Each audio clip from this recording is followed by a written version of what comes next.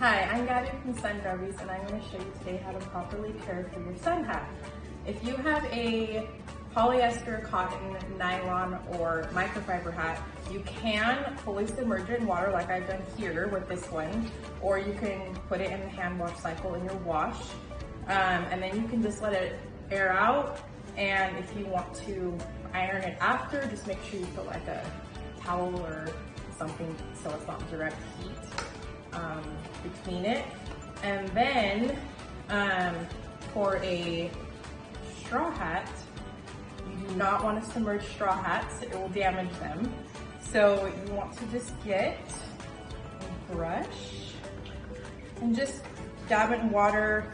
You can get the mild detergent or dish soap and just kind of dab off the dirt. And that is how you properly care for your sun grubbies hat.